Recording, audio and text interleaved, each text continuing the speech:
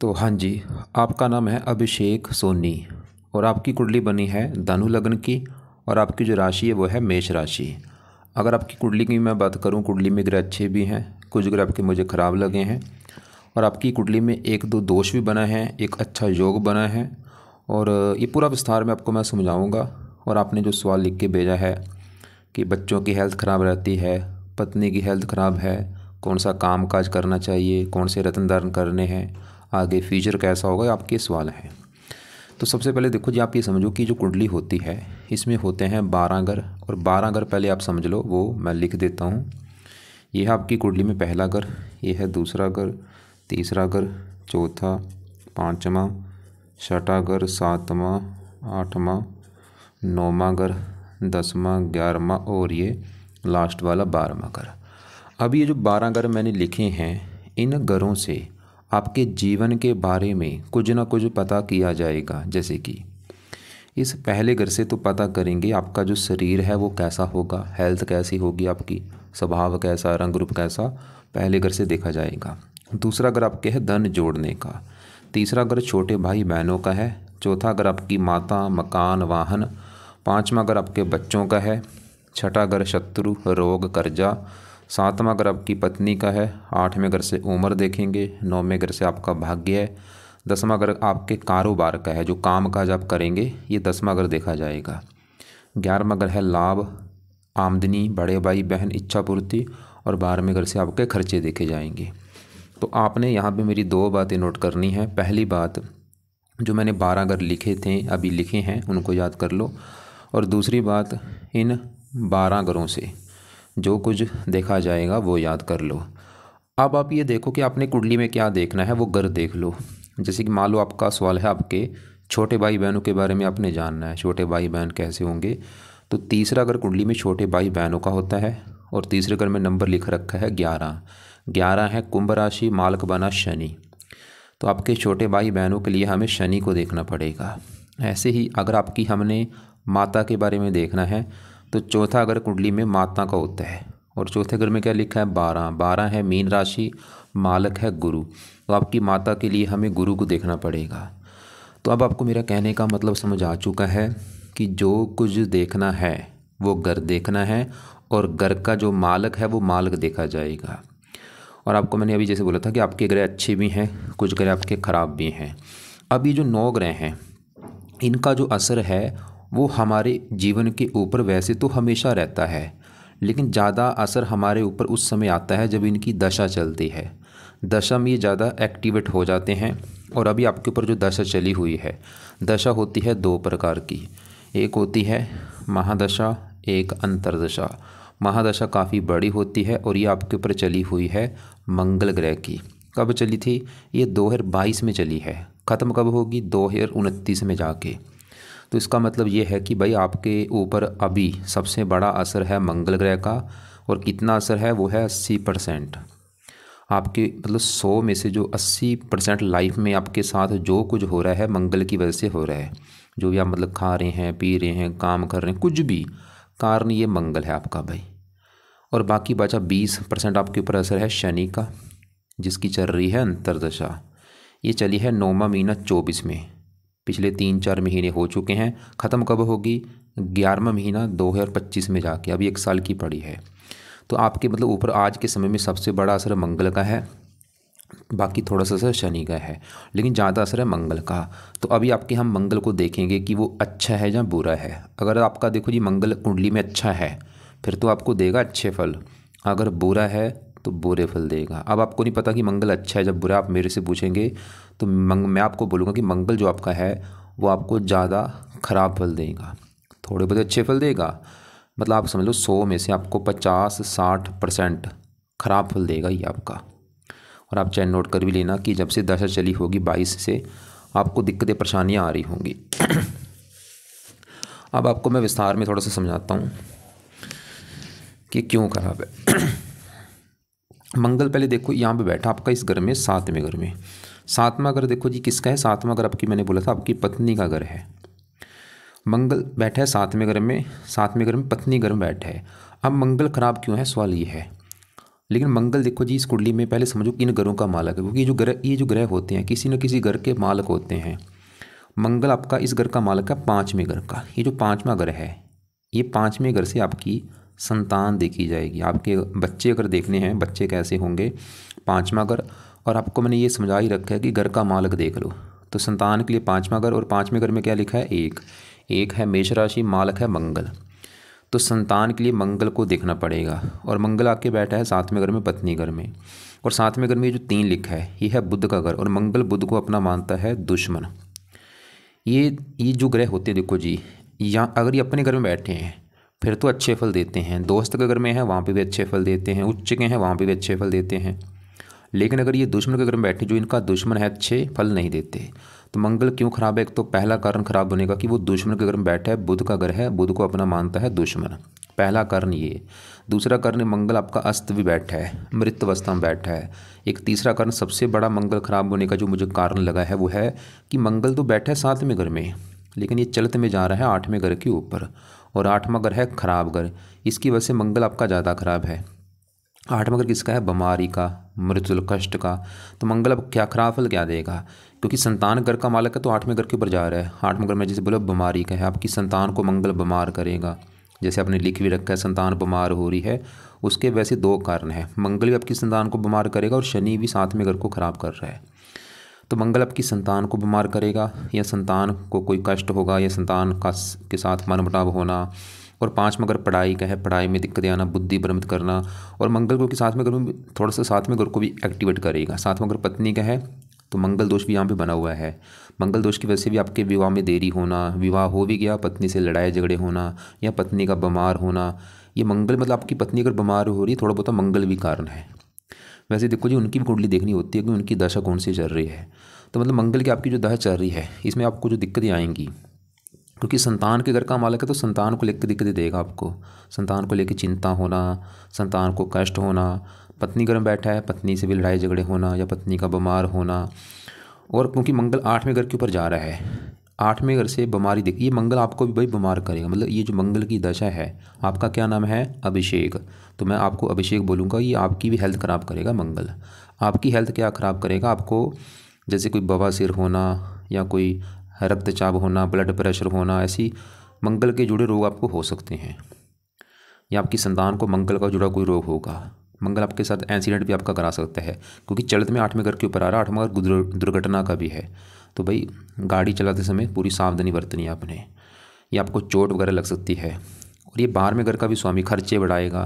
तो कई प्रकार की दिक्कत आपकी लाइफ में ये मंगल पैदा करेगा। मतलब मंगल का आपके जीवन के ऊपर है बड़ा असर।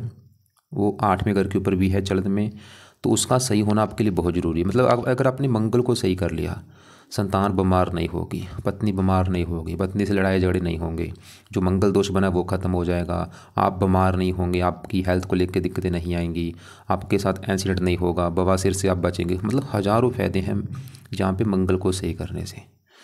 तो मंगल को कैसे सही करना, अब सवाल ये है। पहला उपाय है, आप मंगल कवच का एक पाठ है, ये कवच क्या करेगा, आपको बीमारियों से बचाएगा। तो ये पाठ आपने पढ़ना है या इसको सुनना है। दूसरा है मंगल स्रोत का पाठ। ये 2 पाठ हैं भाई, दोनों पाठ जहाँ तो पढ़ लिया करो। अगर पढ़ना आता है, संस्कृत में पाठ हैं, नहीं आते इनकी ऑडियो लगा के सुन लिया करो सुबह के टाइम। कब तक पढ़ने हैं, जब तक ये दशा है 29 तक, 2029 तक ये पाठ पढ़ा करो या सुना करो सुबह के टाइम बैठ के। तीसरा उपाय है, मंगल क्या है, एक देवता है, इसका भी आगे जो देवता है वो है हनुमान जी। तो आप जितनी हो सकता है हनुमान जी की पूजा उपासना किया करो। अब हनुमान जी की पूजा उपासना में क्या करना है, कोशिश करो रोजाना हनुमान जी के मंदिर जाने की, या घर पे ही बैठ के हनुमान जी के जो पाठ है वो पाठ पढ़ा करो। पाठ सबसे ज़रूरी है, सुबह शाम हनुमान जी के पाठ पढ़ो। आपने शायद लिख भी रखा था कि आप हनुमान चालीसा पढ़ते हैं, बहुत अच्छी बात है, लेकिन कोशिश करो ज़्यादा से ज़्यादा पढ़ो। मतलब सुबह जब आप बैठे हो हनुमान चालीसा भी पढ़ लो, साथ में संकट मोचन पढ़ लो, क्योंकि आपकी लाइफ में जो संकट आ रहे हैं वो संकट दूर होंगे संकट मोचन का पाठ पढ़ने से। और शाम के समय बजरंग बाण पढ़ लो। तो मैंने क्या बोला, सुबह हनुमान चालीसा भी पढ़ना है, साथ में संकट मोचन, और शाम को बजरंग बाण का पाठ पढ़ा करो, और हनुमान जी का मंत्र जाना शुरू कर दो।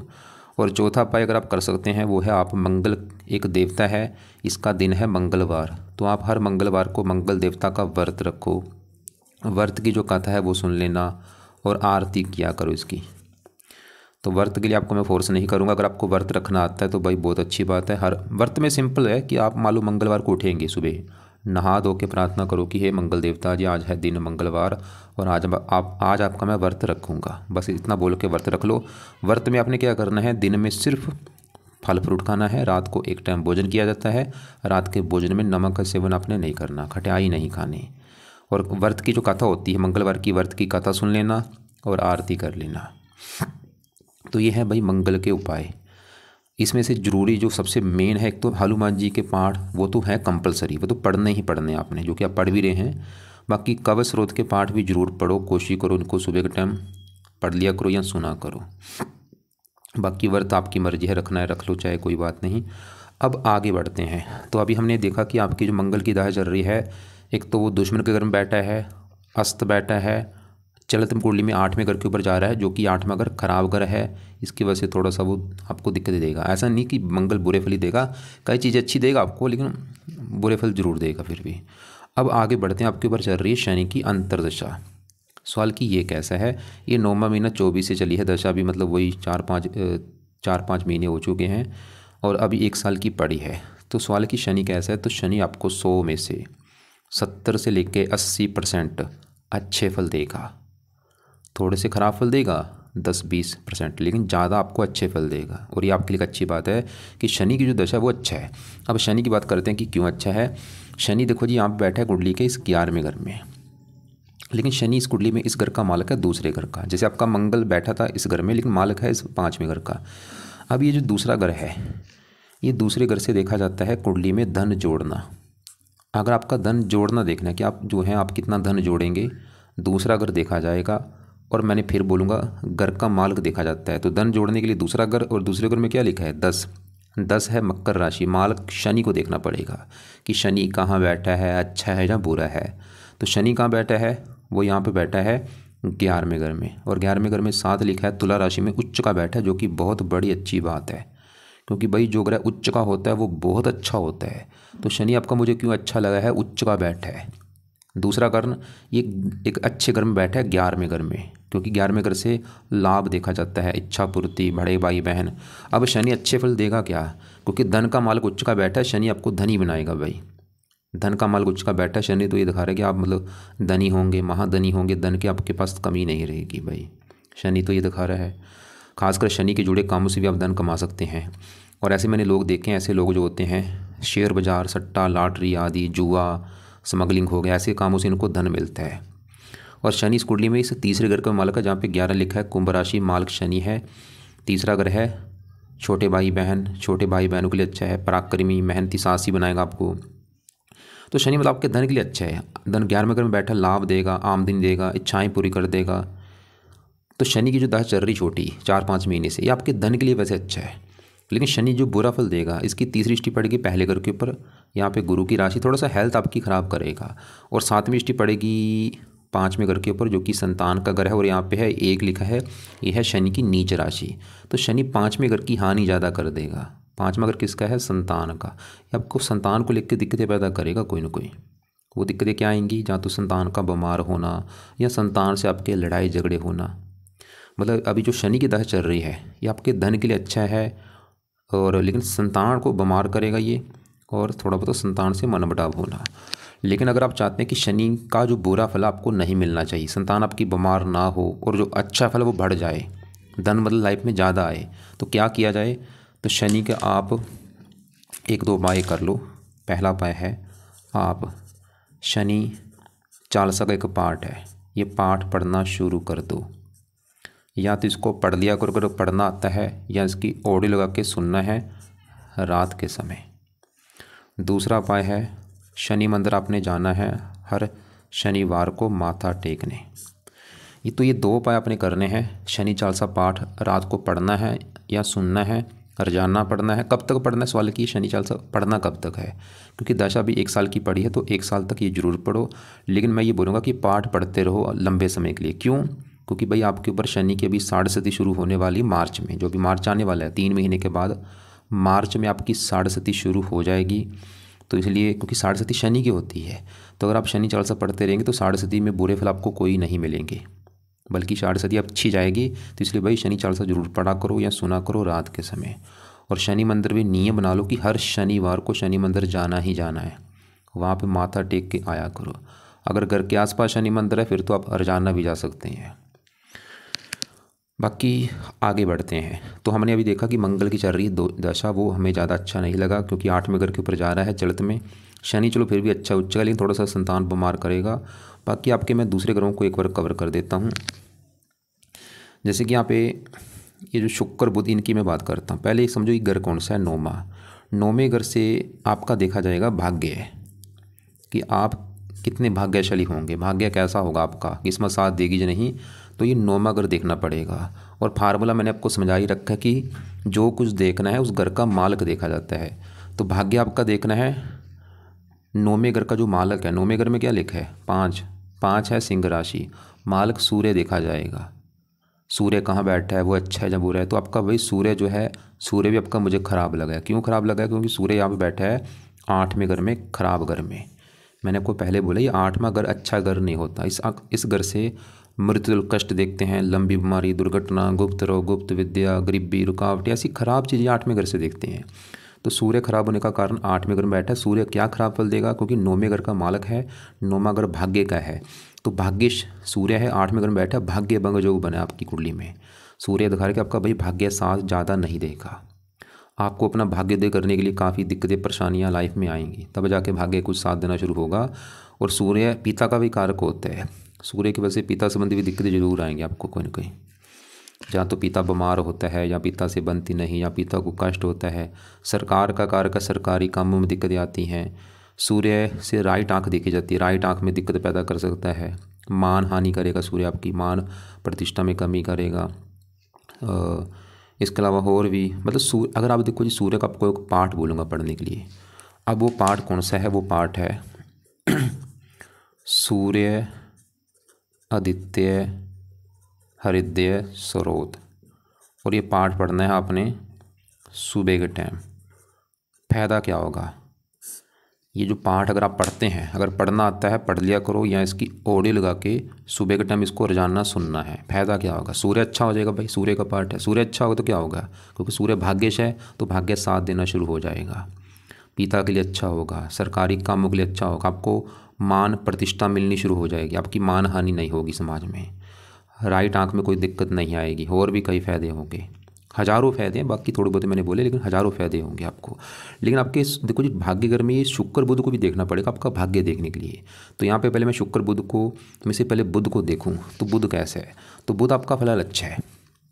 क्यों अच्छा है, ये दोनों वैसे अच्छे हैं। बुध इसलिए अच्छा है क्योंकि एक तो ये नौमा घर, ये घर अच्छा है नौमा, ऊपर से बुध 9वें घर में सूर्य घर में बैठा है और सूर्य को अपना दोस्त मानता है।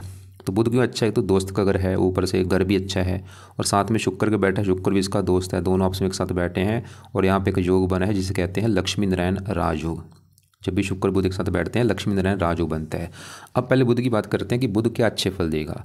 बुध इस कुंडली के 2 ग्रहों का है मालक, उन ग्रहों को लेकर आपको अच्छे फल देगा। एक तो बुध का घर है इस कुंडली में, ये सातवां घर है पत्नी का घर।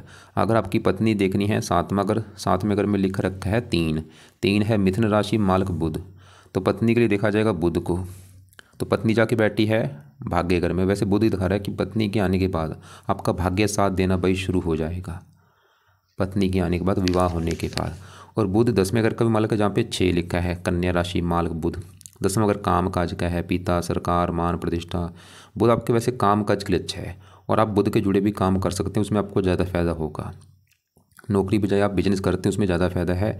बुध के जो काम है, जैसे कोई लिखने का कोई काम होगा, लेखन, प्रकाशन, पत्राचार, पढ़ाने का काम हो गया, टाइपिस्ट, सेल्समैन, हरे रंग से जुड़ा काम हो गया, कंप्यूटर से जुड़ा कोई काम हो गया, ऐसे जो काम है। और बुध की दशा छोटी आपकी चलेगी 11 महीना 25 के बाद, वो समय आपका अच्छा होगा। और भी कई प्रकार के बुध अच्छे फल देगा। अब साथ में शुक्र बैठा है, वो भी ठीक है। ये शनि जहाँ बैठा है 11वें घर में, यहाँ पे 7 लिखा है, मालक शुक्र है। 11वां घर आमदनी, लाभ। शुक्र भी आपको भाग्यवंशी वैसे धन देता रहेगा, लाभ देता रहेगा, इच्छाएं पूरी। तो आपका देखो जी, हमने मंगल देखा, वो हमें अच्छा नहीं लगा, सूर्य अच्छा नहीं लगा, शुक्र ठीक है, बुध ठीक है, शनि भी ठीक है। अब 5वें घर में संतान घर में चंद्रमा जो बैठा है, चंद्रमा आपको रले मिले फल देगा, बुरे फल भी। चंद्रमा है इस कुंडली में इस 8वें घर का मालक, 8वें घर में जो 4 लिखा है कर्क राशि मालक चंद्रमा। 8वां घर किसका? बीमारी, बीमारी चलेगी संतान घर में। चंद्रमा आपकी भाई संतान को बीमार करेगा वैसे ही, और आपकी लड़कियां ज़्यादा हो सकती हैं, लड़का कम होगा। संतान का ऑपरेशन के द्वारा होना, कम से कम पहली संतान आपकी ऑपरेशन के द्वारा हो सकती है। तो संतान आपकी बीमार होने के वैसे कई कारण हैं। 5वें घर में चंद्रमा का बैठना, 5वें घर का माल 8वें घर के ऊपर आना, 5वें घर के ऊपर शनि की दृष्टि होना। सवाल कि चंद्रमा को कैसे सही किया जाए ताकि आपकी संतान बीमार ना हो। तो चंद्रमा के जो देवता हैं वो है शिव जी, तो आप शिव जी की पूजा उपासना कर सकते हैं। बाकी यहाँ पे देखो जी 12वें घर में जो गुरु है, और आपको एक मैं सही बात बताऊँ भाई, आपके ग्रह थोड़े से ज़्यादा खराब है। अच्छे ग्रह भी हैं लेकिन खराब ग्रहों की संख्या मुझे ज़्यादा लग रही है। जैसे कि यहाँ पे गुरु की अगर बात करूँ, गुरु फल के अच्छा जब बुरा है तो गुरु 100 में से 60% तो देगा खराब फल, 40% अच्छे फल देगा। खराब क्यों है? क्योंकि ये 12वां घर भी अच्छा घर नहीं होता। कुंडली में 3 घरों को अच्छा घर नहीं माना गया, छठा घर, 8वां, 12वां। 12वें घर से खर्चा देखा जाता है, हानि, दान, दंड, हॉस्पिटल, पागलखाना, विदेश यात्रा, जेल यात्रा। तो गुरु क्यों खराब है? 12वें घर में खराब घर बैठा है। क्या खराब फल देगा गुरु? गुरु जिन घरों का है मालक, गुरु एक तो है इस पहले घर का मालक जहाँ पे 9 लिखा है, धनु राशि मालक गुरु। पहला घर आपका है शरीर, सेहत, स्वभाव, रंग, रूप, पर्सनैलिटी। तो गुरु आपके शरीर को खराब करेगा, हेल्थ को खराब कर देगा। गुरु जब भी देखो जी धनु लगन होता है या मीन लगन होता है, ऐसे लोगों का वेट बहुत ज़्यादा होता है। जैसे हमने लिख रखा था आपका वेट ज़्यादा है, 1 क्विंटल 15 किलो लिख रखा है, तो वेट बढ़ने का कारण ये गुरु है। गुरु चर्बी का कारक होता है। तो आपका अगर वेट बढ़ रहा है भाई गुरु कारण, अगर आप चाहते हैं वेट आपका कम हो जाए तो गुरु का भाई आपको मैं एक पाठ बोलूँगा, वो पाठ पढ़ा करो। और ये लगनेश भी है, लगन दोष भी बना हुआ है, लाइफ में स्ट्रगल कराएगा। और इस शरीर बार मगर विदेश का, ये आपको जन्मभूमि से दूर लेके जाएगा, जन्मभूमि पर टिकने नहीं देगा आपको मतलब जो आपकी जन्मभूमि है उससे दूर जाना पड़ेगा। और गुरु इस चौथे घर का भी मालक है, जहाँ पे 12 लिख रखा है, मीन राशि मालक गुरु। चौथा घर है माता, मकान, वाहन, क्योंकि 12वां घर हानि का है, माता, मकान, वाहन के ऊपर। 12वां घर हानि का भी, खर्चे का भी है। तो आपकी गुरु की वजह से आपकी माता की हानि होगी जब माता के ऊपर खर्चा ज़्यादा होगा, मकान वाहन की हानि होगी जब मकान वाहन के ऊपर आपका खर्चा ज़्यादा होगा फालतू का। तो गुरु की जो वैसे दिक्कतें आएंगी आपको, लगनेश भी है, लगन दोष बना है, लाइफ में स्ट्रगल करना पड़ेगा, हेल्थ ख़राब होगी, माता, मकान, वाहन को लेकर दिक्कतें आना। अच्छे फल ये हैं कि 8वें घर को देख रहा है, उम्र के लिए अच्छा है, और भी चीज़ें अच्छी देगा, शुभ कामों के ऊपर भी आपका खर्चा होगा। केतु सदन बैठा है, धार्मिक वैसे बनाएगा, धार्मिक कामों के ऊपर भी खर्चा होता है। लेकिन गुरु का एक उपाय जरूर कर लेना ताकि बुरा फल आपको ना मिले। तो गुरु का उपाय है, गुरु को हम बृहस्पति कहते हैं, तो बृहस्पति कवच का पाठ है, ये पाठ जरूर पढ़ा करो सुबह के टाइम, ये इसको सुन लिया करो, कंपलसरी है, ये जरूर पढ़ना है आपने या सुनना है। एक अभी सबसे बड़ी बात है वो गौर से समझ लो भाई। आपके देखो जी, क्योंकि मैंने बोला है ग्रह जो है ये ज़्यादा एक्टिवेट होते हैं दशा में। अभी तो दशा आपकी चल रही है बड़ी मंगल की, जो कि 22 में चली हुई है, 2022 में चली है, पिछले 2 साल हो चुके हैं। ख़त्म कब होगी? 2029 में जाके ख़त्म होगी। अभी काफ़ी साल पड़े हैं, 4-5 साल पड़े हैं। लेकिन 2029 के बाद आपके ऊपर दशा किसकी आएगी? वो आएगी इस राहु ग्रह की। तो राहु की 2029 के बाद चलेगी आपके ऊपर बड़ी महादशा, और ये दशा आपके ऊपर 18 साल तक चलेगी। बड़ी दशा होती है, काफ़ी लंबी होती है। सवाल की राहु की जो दशा आने वाली वो अच्छा जब हो रहा है, तो राहु कहाँ बैठा है? छठे घर में, वहाँ पे जो 2 लिखा है वृष राशि में उच्च का बैठा है। ये है एक अच्छी बात है, उच्च का बैठा है, चलो ठीक है भाई। लेकिन गड़बड़ क्या है कि राहु यहाँ पे है और केतु यहाँ पे है, और इधर वाला जो हिस्सा है ये खाली पड़ा है, इसमें चंद्रमा सिर्फ बैठा है। इसे कहते हैं आंशिक काल सर्वदोष। मतलब जब भी राहु केतु के सभी ग्रह एक साइड में होते हैं इसे कहते हैं काल सर्वदोष। तो आपकी कुंडली में संपूर्ण काल सर्वदोष नहीं बना क्योंकि चंद्रमा बैठा। अगर चंद्रमा यहाँ पे ना होता फिर बनना था संपूर्ण काल सर्वदोष, लेकिन चंद्रमा है इसलिए बना है, मतलब कम मात्रा वाला बना है आंशिक काल सर्वदोष। तो ये आंशिक काल सर्वदोष को अच्छा नहीं माना गया। मतलब राहु की जो दशा आपकी चलेगी इसमें आपको छठे घर में बैठा है, छठे घर रोग का है, ये राहु आपको रोगी बनाएगा, शत्रु बढ़ाएगा, कर्जदार बना सकता है। और इसका चलित में बड़ा हिस्सा है पत्नी घर के ऊपर, ये आपको पत्नी संबंधी दिक्कतें पैदा करेगा अपनी दशा में। वो दिक्कतें क्या आएंगी? पत्नी से लड़ाई झगड़े होना, पत्नी का बीमार होना, और भी आपको लाइफ में दिक्कतें परेशानियां पैदा करेगा। आपके काम काज में बहुत सारी दिक्कतें आएंगी, स्ट्रगल बढ़ जाएगा, काम में रुकावटें आनी शुरू हो जाएंगी, आपकी परेशानियां बढ़नी शुरू हो जाएंगी राहु की दशा में। तो अभी तो चलो 4-5 साल पड़े हैं, सवाल कि क्या किया जाए। तो इसके मैं अभी जो उपाय बताने वाला हूँ वो उपाय अभी आपने नहीं करने, अभी रुक जाना। तो पहला उपाय है राहु कवच का एक पाठ है, ये पाठ आपने पढ़ना है या इसको सुनना है। दूसरा है राहु स्रोत का पाठ, और तीसरा है राहु का दान, चौथा है राहु के लिए शिव जी की पूजा उपासना। तो यहाँ मैं फिर बोलूँगा ये उपाय अभी आप चाहे रुक जाओ। हाँ, शिव जी की पूजा उपासना तो आपको मैंने चंद्रमा के लिए बोली, वो तो कर ही लेना आप। दान भी इसका आप कर सकते हैं अभी, जैसे दान क्या है वो आपको मैं वीडियो भेजूँगा, उसको देख लेना। अभी इस वाले की दान आपको मैंने किस किस का बोला वो नोट कर लो। एक तो राहु का दान आपने करना है, वो दान की वीडियो आपको भेजूँगा, उसको देख लेना। और आप बाकी दान चाहे रहने दो, राहु का दान जरूर किया करो, ये तो अभी शुरू कर ही देना। और इसका बेस्ट दान होता है सतनाजा होता है, वैसे 7 प्रकार के नाज वो दान किया करो। बाकी ये जो पाठ है राहु कवच ये स्रोत, ये पाठ अभी आप चाहे रुको जो बाद में शुरू कर देना जब इसकी दशा चलेगी। तो ये है आपकी देखो जी कुंडली के उपाय। कुंडली में मतलब आपके ग्रह अच्छे भी हैं, ग्रह खराब भी हैं, दोष ये बस ये दोष सबसे बड़ा यही है कि जो कुंडली में बना है आंशिक काल से दोष, ये बंदे को लाइफ में आगे बढ़ने नहीं देता। दिक्कतें परेशानियाँ खासकर चलते में 9 7 में घर के ऊपर पत्नी संबंधी दिक्कतें जरूर देगा, पत्नी से लड़ाई झगड़े होना, पत्नी का बीमार होना। तो अब की देखो जी अगर देखा जाए कुंडली में आपके लिए मतलब क्या क्या उपाय जरूरी है, दोबारा एक बार समझ लो, लिख लो। कुछ उपाय हैं सुबह का टाइम, कुछ है रात के समय। तो पहले सुबह की बात करते हैं। मान लो आप सुबह उठे हैं, सुबह उठ के क्या करो अपना, सुबह उठ के सबसे पहले तो आपने पढ़ना ये पाठ सूर्य आदित्य हृदय स्रोत का पाठ, या इसको पढ़ना है या इसको ऑडियो लगा के सुन लो। उसके बाद क्या करना है, उसके बाद आप मंगल कवच का पाठ पढ़ लो, मंगल स्रोत का पाठ पढ़ लो, या इनको पढ़ लो या सुन लो। उसके बाद हनुमान जी का कोई भी 1 2 पाठ पढ़ लिया करो, चाहे हनुमान चालीसा या संकट मोचन। फिर अपना भाई काम धंधा करो और शाम का वेट करो। शाम को फिर क्या करना है, शाम को बैठ के शनि चालीसा पढ़ लो या इसको सुन लो। और इसके अलावा जो मैंने आपको शिव जी की पूजा उपासना बोली है, शिव जी की पूजा उपासना जब भी आपकी टाइम लगे सुबह शाम करो। इससे राहु भी अच्छा होगा, चंद्रमा भी अच्छा होगा। और हनुमान जी को जो पाठ है वो सुबह शाम पढ़ा करो। सुबह भी हनुमान चालीसा पढ़ लो, संकट मोचन पढ़ लो, शाम को बजरंग बन पढ़ लो। और बाकी फ़िलहाल तो ये चीज़ें फॉलो करो और आप, हाँ अगर आपको मैंने बोला था अगर व्रत रख सकते हो तो व्रत रखा करो, कथा आरती कर लो मंगल की। और शनि मंदिर आपने जाना है हर शनिवार को माथा टेकने। और बाकी आपके एक बार मैं सवाल देख लेता हूँ। आपने मुझे बोला था, आपने लिख रखे कि आप हनुमान जी की हनुमान चालीसा पढ़ते हैं, ठीक है भाई। दूसरा माता जी का बीज मंत्र करता हूँ, सूर्य का बीज मंत्र, सूर्य का ये पाठ करना है, सूर्य देते हैं सिद्ध सुत। और सूर्य को जल भी आप दे सकते हैं सुबह के टाइम, ये भी आप लिख लेना। रत्न देखो जी, रत्न कोई धारण नहीं करना, करना है सिर्फ पाठ पूजा करने हैं। आपने कोई रत्न, आपको कोई पुखराज धारण नहीं करना, कोई मोती नहीं करना, कोई रत्न आपको धारण करना नहीं बनता। सिर्फ जो पाठ पूजा मैंने बोले वो किया करो। और ये बृहस्पति कवच का भी पाठ जरूर पढ़ना है सुबह के टाइम, ये भी लिख लेना। सूर्य आदित्य पढ़ लो, उसके बाद मंगल कवच, मंगल स्रोत हनुमान जी और बृहस्पति कवच, ये भी सुबह लिख लेना आप कि ये सुबह के पाठ है। इसके अलावा फिर भी आपको लग रहा है कि हाँ भाई अभी भी आपने कुछ पूछना है, कोई बात समझ नहीं लगी है, तो आप अपने सवाल लिख के चाहे व्हाट्सएप पे भेज देना या मुझे कॉल करके दोपहर को पूछ लेना। और बाकी आपके जो बच्चे हैं उनकी कुंडली देख के डिसाइड होगा कि उनके ग्रह कैसे हैं, उनकी कौन सी दशा है चल रही है, क्यों उनको दिक्कत आ रही है। इसके अलावा आपको मैं और भी वीडियो भेज दूँगा, उनको भी आप एक बार देख लेना। शनि का दान नहीं करना, शुक्र का दान आपने नहीं करना, बुध का दान नहीं करना, राहु का दान आप कर सकते हैं, वो वीडियो भेज दूँगा। सूर्य का दान रहने दो, चंद्रमा का भी दान रहने दो, मंगल का भी दान रहने दो। राहु का दान बस कर लिया करो। और केतु का दान है, कुत्तों को रोटी डाला करो रोजाना। और आपकी कुंडली में जन्मभूमि से दूर जाने के भी आपके काफ़ी योग हैं, और आपको फ़ायदा भी होगा। अगर आप घर से दूर जाएंगे फ़ायदा भी आपको होगा।